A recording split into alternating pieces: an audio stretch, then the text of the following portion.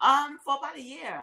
But prior to that, I was doing radio and stuff. I was on like the FM dial in the Bronx and stuff like that, like about 15 years ago, and stuff like that. Yeah. So I've been doing it for a while. I was like managing some artists as well. I've been doing a lot of things in the industry and real estate as well. I was an agent as well. I'm going to be an agent again as well.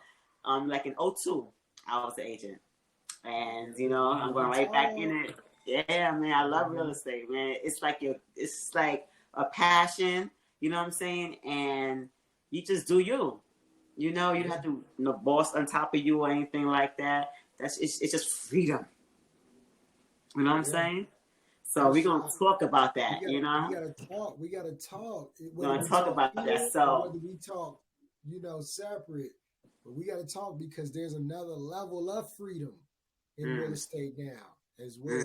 So okay, so let everybody know who you are, where you're from. Okay, yeah. My name is Aziz Shabazz. I'm with EXP Realty. I'm an entrepreneur. I'm also in the financial space as well, coupling it with real estate. And I'm from Chicago, Illinois. Okay, amazing. So, how did you get into real estate? Was it something in your family that you grew up in, or you just acquired that? How was your upbringing?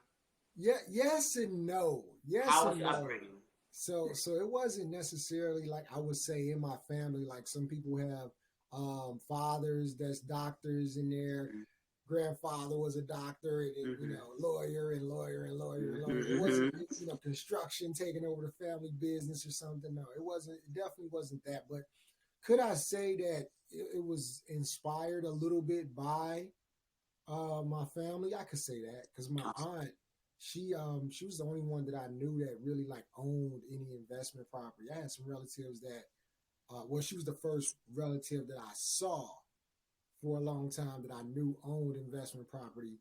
And later I saw my uncle had a property as well. So, she kind of stressed to me the importance of good credit. Always keep your credit right, and then also get you some property. So that helped a lot because the first property that I bought back in 2006, 2007 or something like that, I actually bought with no money down, no money out of pocket. I actually got a check back for $16K on that first deal. But that was when times were different too. That was then, right? Yeah, the times were different in real estate where you could walk away with big chunks of money at the closing table. There were no guidelines, no ceilings where you could take, 1,500, 2K. Yeah. People were walking away with some big checks. Yeah. At the closing table, jacking up the price, money back for repairs, all of that. So, yeah, I walked away with a big check, but I did do the smart thing. I put the majority of that back into the property to do some things that I wanted to do with it. But I still had a little extra money from that $16K in my pocket. And I think I used it like that to pay down some bills or something. So I was very responsible. Right. So you didn't go out to get that new car or that new chain or that new watch or anything like that, right? Nah. I didn't okay. I was trying. My whole goal at the time was because I bought a 2-unit, my first property. And my whole goal was to live rent-free. I wanted to live rent-free or drastically reduce the cost of living because rent was so high. And then like, hey, if I can wipe out rent and wipe out the mortgage, right?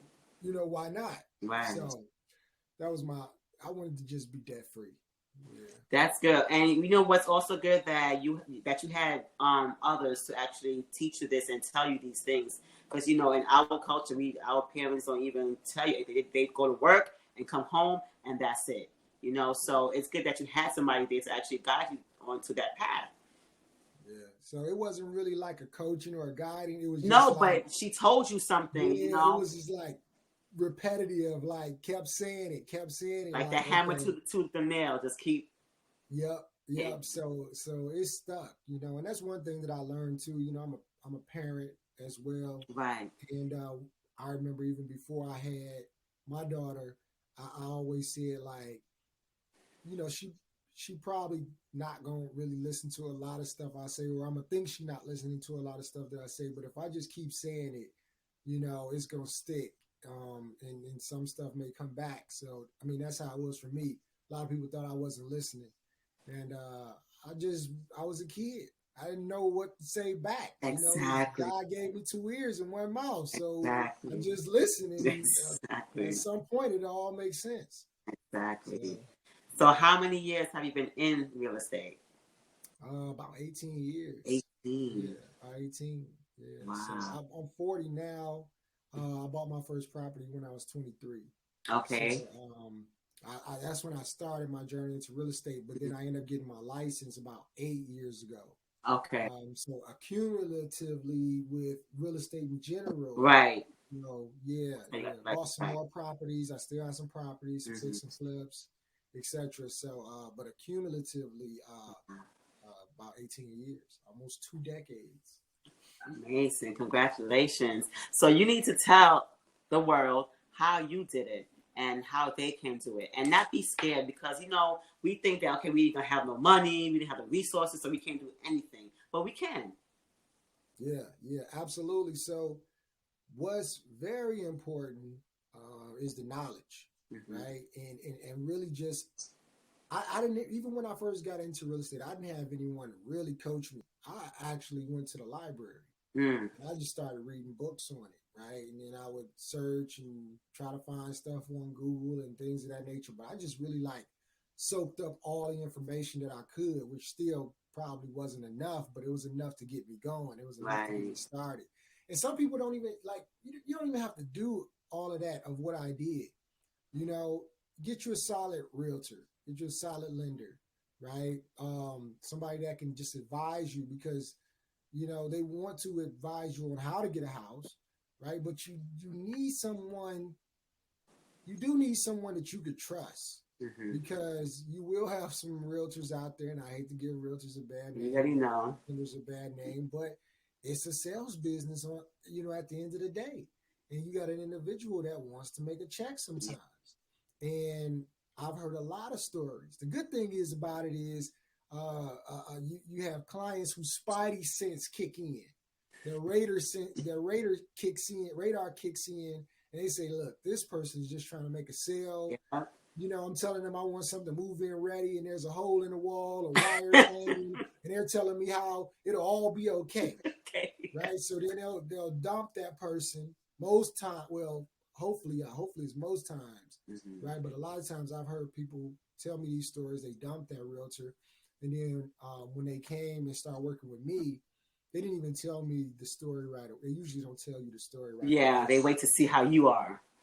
Exactly. And then they'll tell you later in the line, Aziz, I had another realtor and he was just horrible, or she was just horrible, and this and this and that. You don't do that. You point everything out and you tell us what to look for and walk us through all the steps, and we didn't know anything over there. Wow. So, I'm very thorough with explaining things. Actually, 2 of my clients, I explained the process throughout the process so well to them, they actually end up going to get their real estate licenses and joining my office. That's dope. That's dope. So they felt confident. And then I got another handful of individuals that are calling me Aziz, my friend, they're dealing with this realtor and lender, and they told them one thing, and I told them that's not true. And I told them it goes like this, this, and that. And I was right. And you taught me that.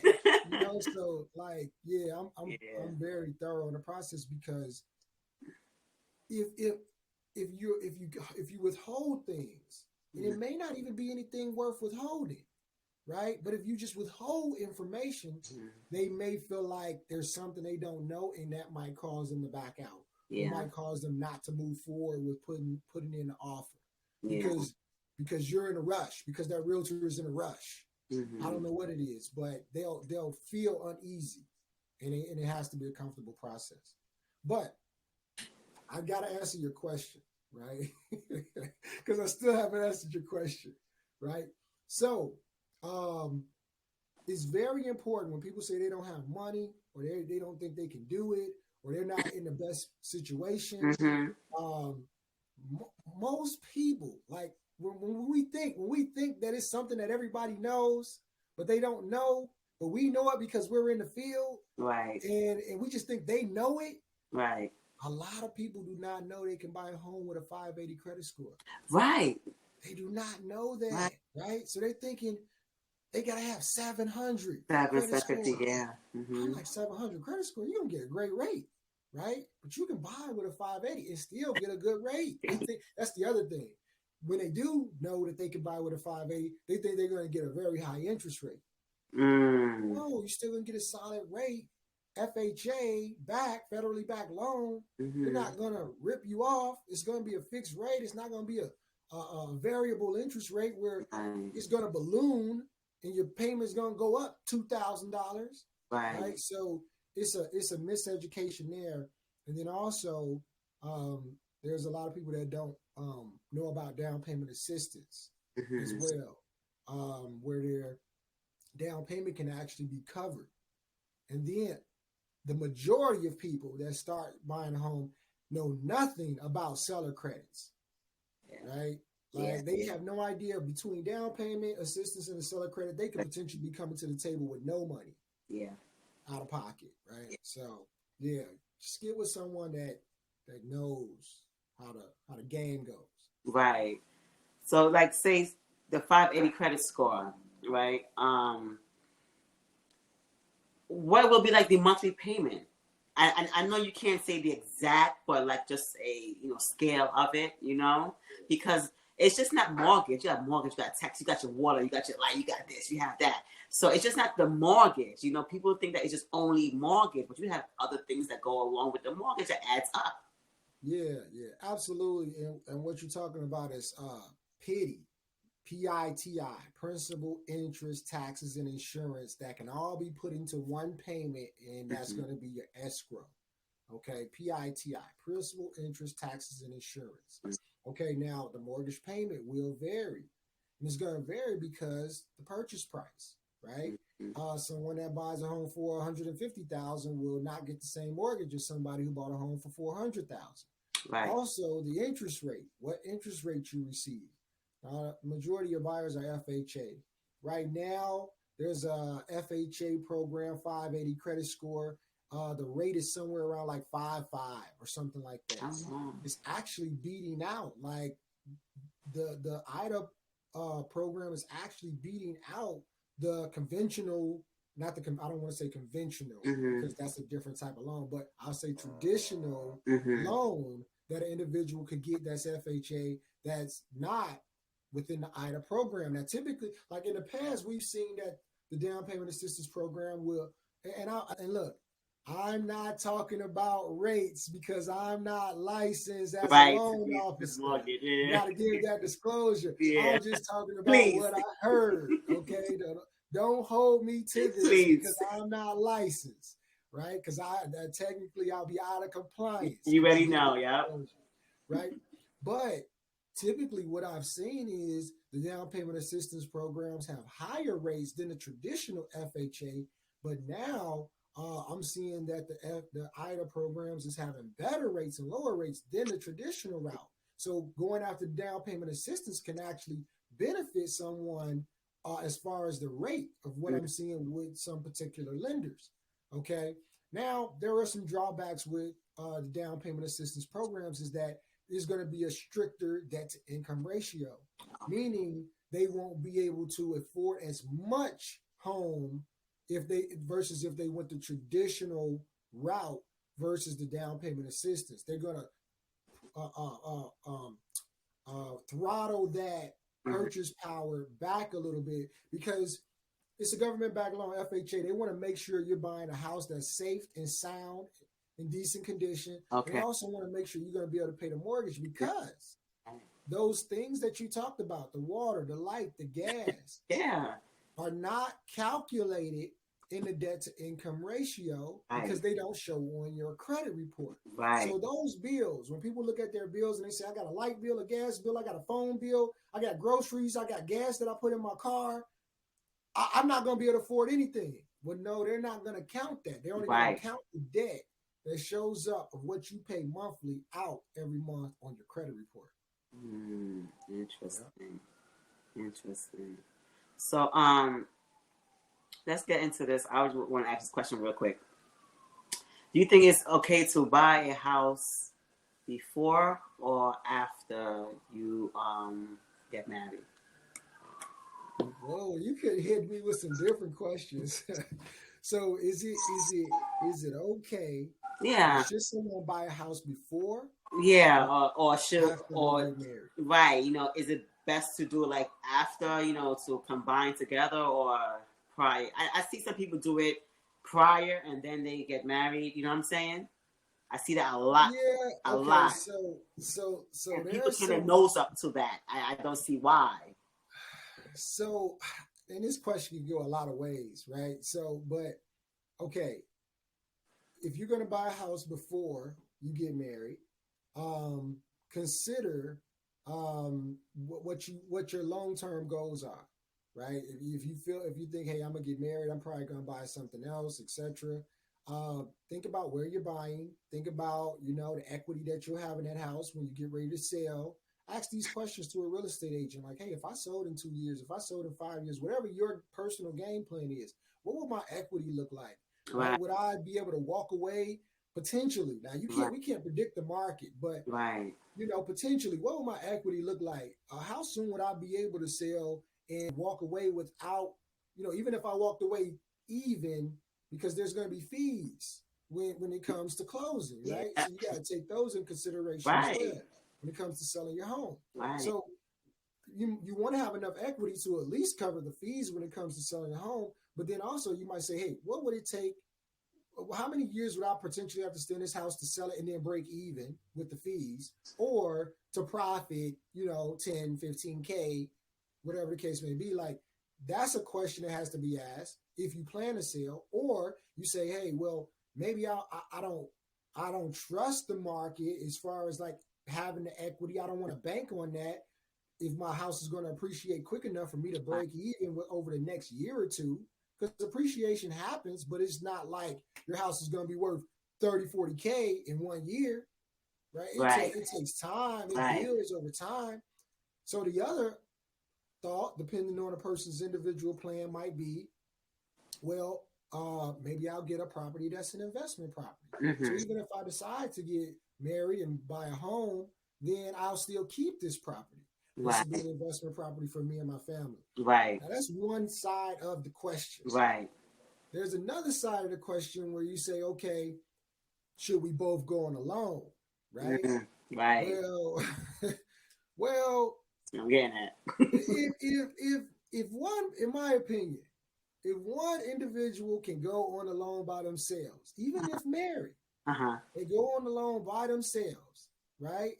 And that's one individual on a loan.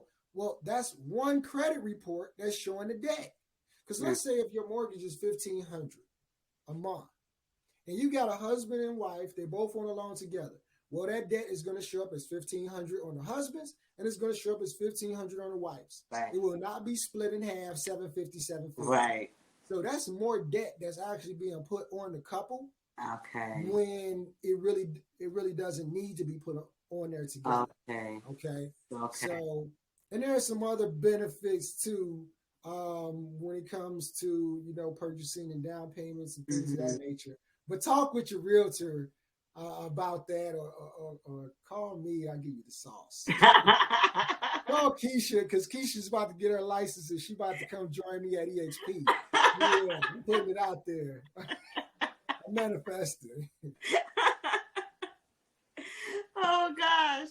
So you only into real estate, no crypto, nothing like that, just real estate, right? That's your key thing, is real estate.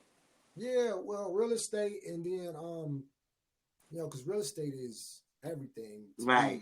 Multi-millionaires and billionaires have lots of their money in real estate. And if it's work for them, then why wouldn't it work for anyone else?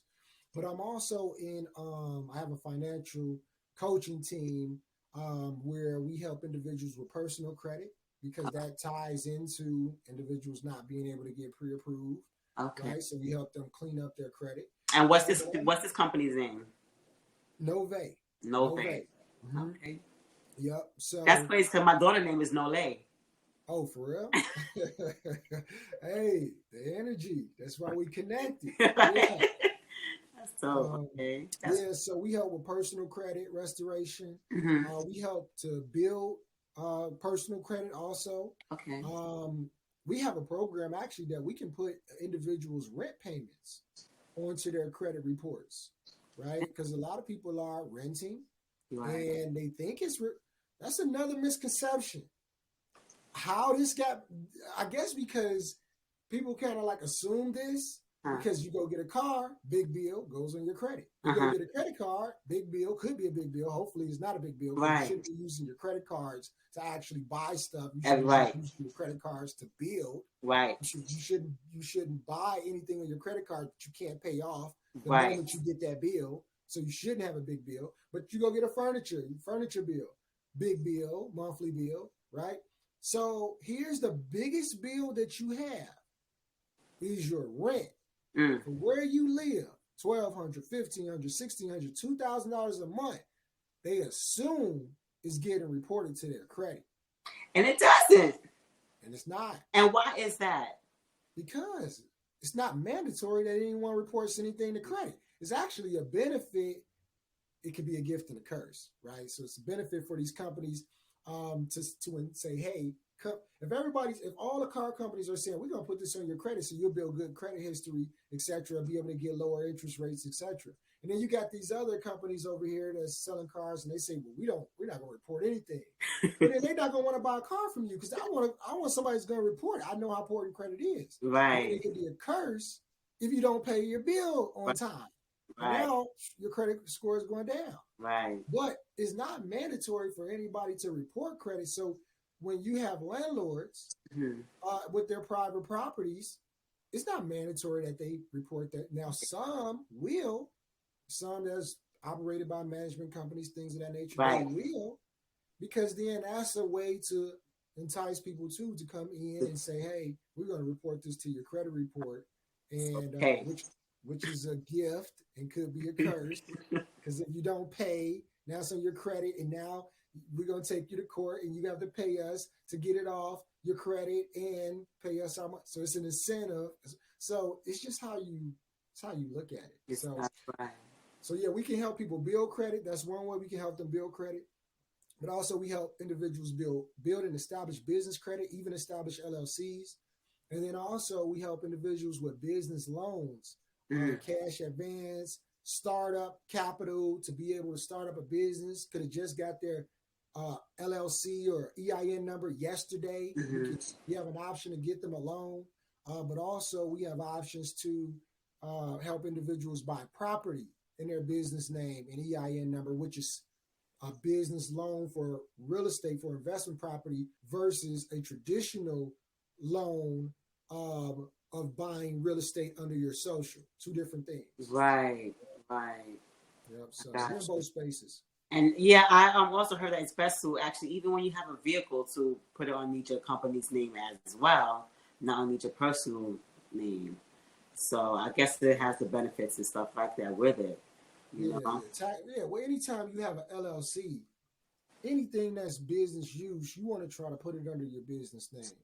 Yeah. For one, it's going to protect you against liabilities too. Right. Yeah. So, and then there's tax deductions. Now, you can still take the tax deductions, you're a sole proprietor, but it's better to be a business like a LLC, maybe getting taxed as an S Corp or C Corp, or, you still want to, because then you can avoid the self-employment tax if you're established business. And you can put more things in your business name, protect yourself against liabilities, and, people want to sue. Sometimes they want to sue. Yeah. And it's better to have that protection. We even help people establish trust because LLC, actually, you're protected by the corporate veil. Right. But that corporate veil can be pierced. Right. And, they're going to see if you're commingling funds, etc. If they really want to pierce the corporate veil, they're going to try to find a way. Yeah. And if they get through that, then they can get to you into your personal assets. But with a trust, a trust is so powerful, it actually makes you disappear. So if you have property in your LLC name they'll see the property, they'll see that it's under the LLC, and they'll see you. But if you had a trust and you had the property in a trust name, they'll see the property, they'll see the trust, but they can't see you. And how can you sue something you can't see? You see. Yeah. Okay. Yeah. So that's the loophole. That's what they be going through and stuff like that. We just have to educate ourselves. Did you know? Look, I'm gonna give you a fact that a lot of people don't know. A trust is so powerful. Did you know Chase Bank is a trust? Yes. Yeah. I can't remember. Is a trust? Yes. Yeah, it's not legal entities. It's yes. not even legal.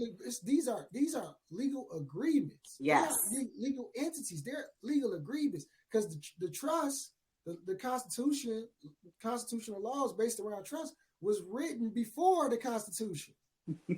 Right? Because we gained our independence. Mm-hmm. Right? So so what are we? We're the child of England, Britain, right? We're the child of that. Right? We gained our independence. We separated from royalty lineage. And what do they have? Right. They have crests, family crests, right, bloodlines. Right. So we just borrowed that and tweaked it a little bit and made it America.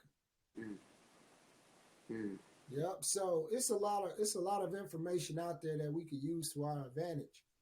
But we just have to educate ourselves because most of us, especially in the minority communities, right, did not have anyone to educate us beforehand. So you hear people saying a lot of times, break the generational curse. They always say that, but the curse is going on still. Like they always say that. But the thought of even to say that quote, right.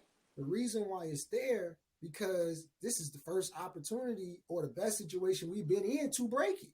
Right. Right. I mean, because you got to think about the eras we've been through. Right. We've been through slavery. Right. Yeah. And I don't want to take it down that line, but I'm just saying, right. We've been through slavery.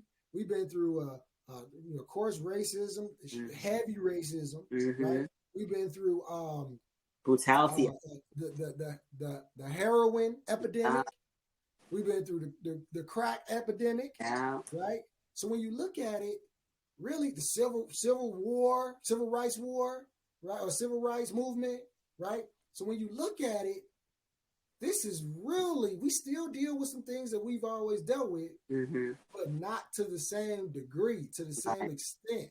This is really like the 80s and 90s, 2000s generation is really the first era out of all of the stuff, you know? Yeah. So this is why people say, well, why do I have to be the one to break the generation curse?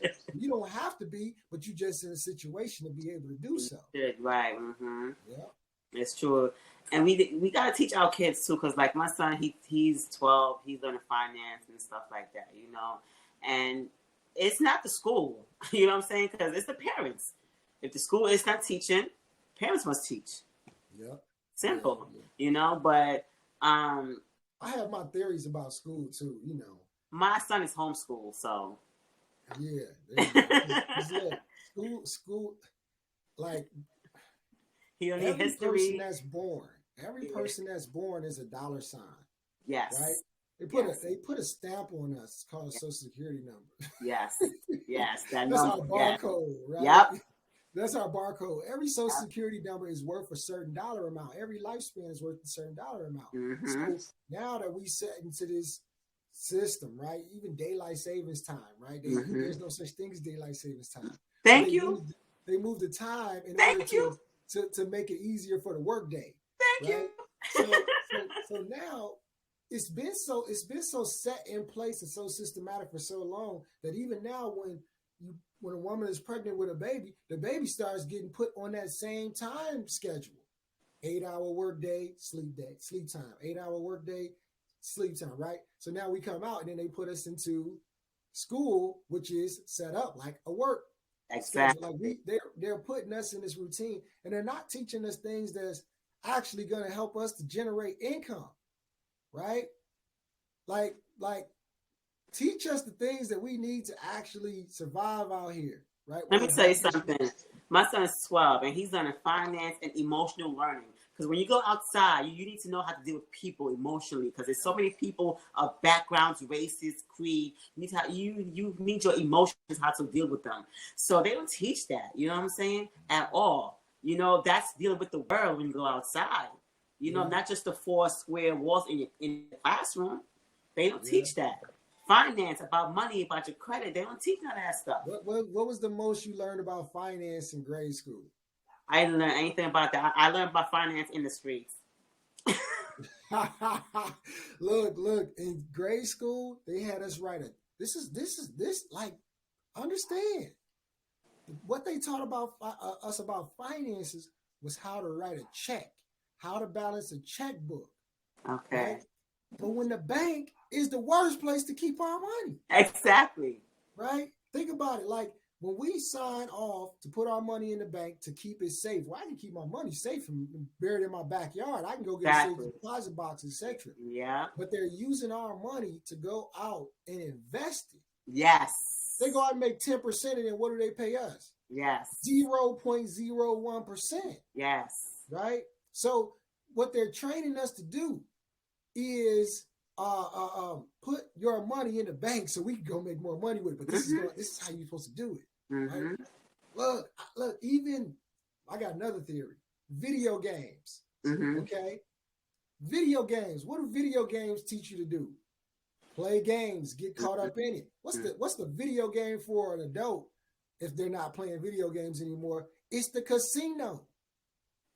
That's the video game. That's the adult video game. To take your money. Waste your money, Take your time, right? By playing these games, right? Become a slave to the games, unless you're using it to make money somehow, right? Right? Because if they occupy your time, you can't use that time to be resourceful. And then when you grow older, you already become like this addiction to video games. The next level, the graduation from that is the casino. These just my theories. I know I'm like all way off to the left, but it's just the truth, though. It's the truth. We can't survive off of history, you know, social studies and algebra and equations. Like, what? I'm not using that. You know what I'm saying? That's good information just to know. Like, it's good information. Like, but come on, fill my brain with. But every single day. When's the last time you actually did an equation? Other than math, division, addition, subtraction. Right. You know what I'm saying? Yeah. And no parentheses, no X, Y's, there's nothing like that. You know what I'm saying? Yeah. It's just a waste of time. And we need to actually get into the groove of actually owning things, owning community, just like how the Asians have them, the Italians have them. You know what I'm saying? Caucasians have them. You know what I mean? We need that. We need that. But then why is it so hard for us to do that? You know what I'm saying? Because we still trying to break a generational curse. It's that too, but it's also the government as well. It's so hard to actually do things as well, because when you go in, they look at you like, you. Well, that's because we don't band together. You know, we don't band together because if you think about it, we don't really need the government if we banded together. If we band together as community, because we spend a lot of money in you know, in the world and marketplace. I heard that we was the only race that's, I think, spent more on Mercedes-Benz last year. The black race bought more Mercedes-Benz last year than any other race. yeah, because we a culture of being flashy as well. That's our natural culture, but at the same time, you know, we've been disbanded for so many years that this is just, it's a small amount of time for us to regain and break through our sense of culture, our sense of roots, you know, and you know, it has to start at some point. I'm not saying that it hasn't started already, you know, before our timeline, before our time here on this earth, but it's so many disconnected parts. It's like if you buy a bag of Legos and you dump them all out, none of them are connected. You got to bring them all back together, you know, and actually make something out of it. That's just going to take time. Wow. Well, it's been good talking to you. You in Chicago, you said? Chicago, yep. Chicago, Chi-Town. So I know I'm in New York, but it's a worldwide thing, so that everyone know where they can contact you, whether they want to buy properties or do the LLC with you and stuff like that. Because you can have somebody from New York call you. They probably want to do a property, buy property down there. You never know. Yeah. Well, actually, even with the financial side, the business loans, the LLCs, all of that, personal credit, everything that we do to help, that we do that in all 50 states. And then when it comes to real estate, I have a network of agents in all 50 states as well. So, you are God. Okay. Yeah. Well, you have to be, because technology has opened up to where we can have this conversation, right? We're in different time zones, right? Like I'm time traveling because I'm in your time zone, you're in my time zone. We just on this, on this Zoom, right?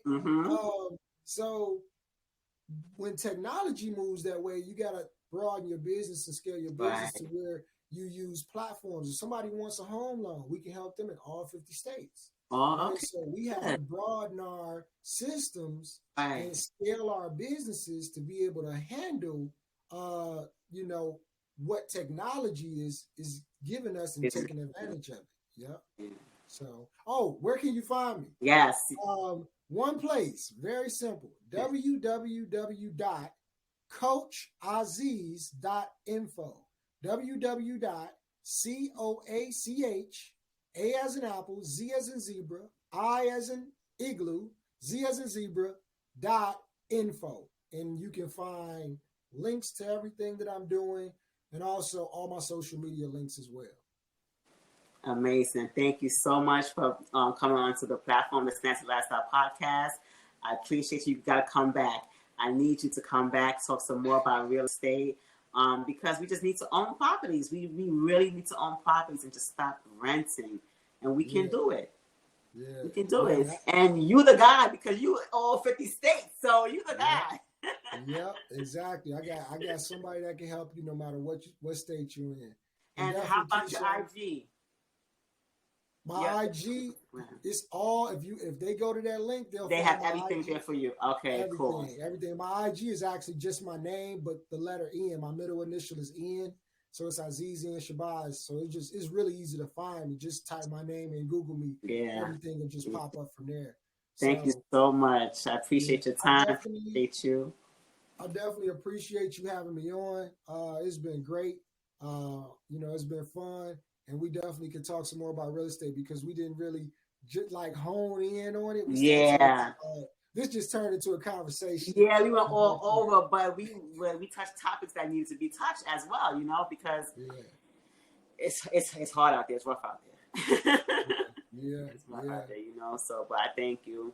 And so next time, maybe next month or something, come on and just talk about what's going on with your company and stuff like that, and how you can actually help others as well. So wait a minute. So if I give you clients from New York, say like for to help build their credit and stuff like that, you're able to do that from where you're at. You have agents in New York, or you just do it from there? So I just do that from here. Okay.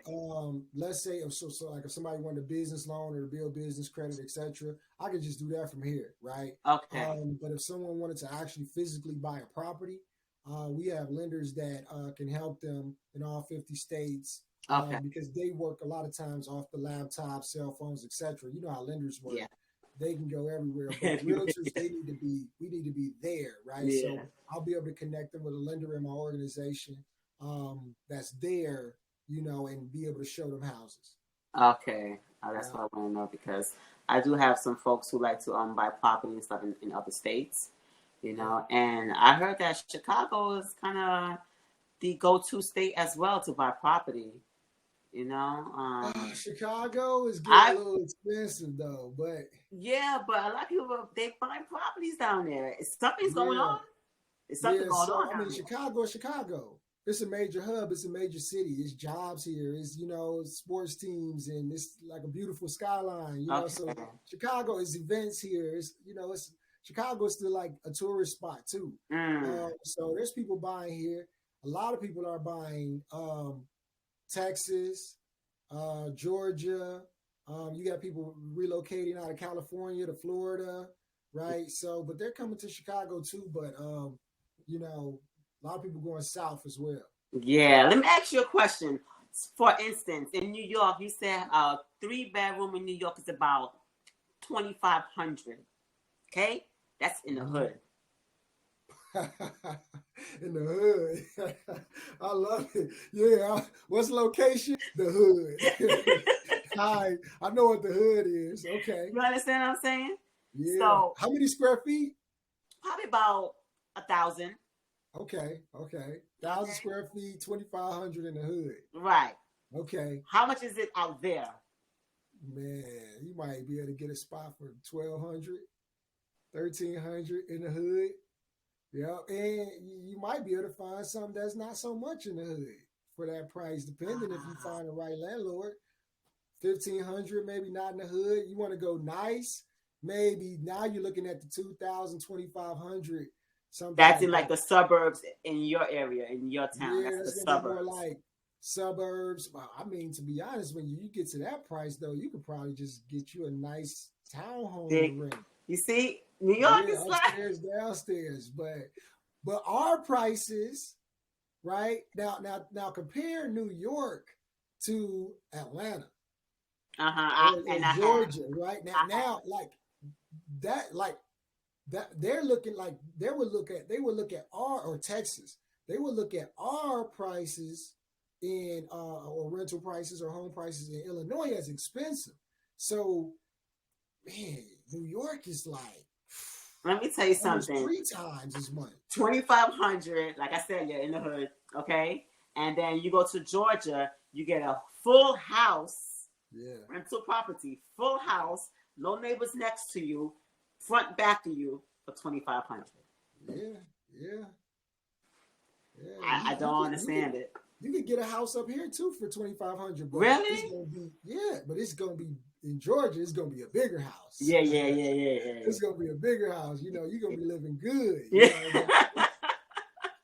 But you can still find something solid here in Chicago. You wouldn't be living in a 2,500 a month. You would not be living in an apartment unless you're downtown. Downtown area, okay. The high-rise buildings, right? Some views of the city because you're on the 33rd floor or something. That's about 10,000 over here. Wow, yeah. That's in the city. I watched some of those shows. I see them. Let me tell you something. There's a property, a building not too far from me, right? And a 2-bedroom in that building goes for about $4,500 per month. Yeah, that's crazy, man. Yeah. This is New York. This is why people are going outside, stealing from the bodegas, stealing the food, stealing all that, because it's just so expensive to even pay rent. Yeah, if it's that expensive, but people grow up with it, so that's what they know. Right. But man, if it's that hard living, it's just better to move. That's what it is, because if you're paying that on rent, how much you paying for mortgage? Yeah. New York is for, those that are in business that's doing well, that their job is there. There's a lot of stockbrokers and things that reside in New York. Like, that's really what New York is, for those individuals that are doing well in their job, keeps them there. Other than that, like with the cost of living, you don't think New York is the best place for cost of living, right? No, I don't think I. And then the weather's like Chicago weather, pretty much. Like, yeah. Like what's it's like if now you got a price of living is high and you got snow. Yeah. Like, I think people are just so accustomed to New York because it's like a little bit more free per se. It's like the rules. It's a little bit different because when you go to those other states, those southern states, it starts to become a little KKK-ish and stuff like that. You know what I'm saying? So that's what deters some of us New Yorkers. There's some states weed is not legal. Everyone wants to smoke weed, so they ain't going there because they won't get arrested and stuff like that. It's legal in a lot of places now. Where? Chicago is legal. Huh? Chicago is legal. Oh, it is? Yeah. Okay. Yeah, it's been legal for It's not legal in Georgia. No, it's not legal in Georgia. Oh. Well, If I'm being honest, I don't smoke. I don't smoke anymore. I used to a long time ago. But if I'm being honest, people smoke weed illegally for a long time. So. Yeah, right. But now I guess they just want to smoke out in public. Yeah. So I don't know. Yeah, but that's just what's going on, man. I mean, the price is just too high, and I don't know what's going to happen next. You know, because real estate is going to keep rising. The rent is going to keep rising. The mortgage, I think, is going to keep rising. Everything's just going to go up and up and up, and it's going to leave us black and brown people out the window. Yeah. You know, I don't think it's going to be a crash, but I wouldn't be surprised. Not for this reasons, not for COVID or anything, or the way the economy is right now. I don't think it'll be a crash there for this right now. They're adjusting the rates and everything to like kind of slow down, you know, the boom that was happening. But I wouldn't be surprised if another inflation another crash did happen for a reason. Right. Because if you think like this, yeah, a lot of people lost houses. A lot of people went broke, bankrupt, foreclosure. But a lot of people made a lot of money when that happened, you know, and a lot of people added an extra 0 or 2 to their net worth. Right? They went from 6 digits to 7. Yes. You know, so if it was that good, right? Like, I don't know about, like, I just use common sense. Yeah. If you have Thanksgiving dinner and the food was that good, you're going to go back for a second plate. That's all I'm saying. Yeah. I may not be the smartest man in the world, but I know. They say, why you eating that? You ain't even hungry. It was just good. Yeah. You gonna do this again and let this happen to the economy, and it ain't even work. You don't even need the money. It was so good. So I wouldn't be surprised, man. Because that like made millionaires. It did. Yeah. It did. All we can do though, if knowing that could happen again, is be prepared. Get you a few if that does happen, have your money right, have your credit right. Right. So when that time comes, at least you can pick up something and add another 0 to your right. Yep. Wow.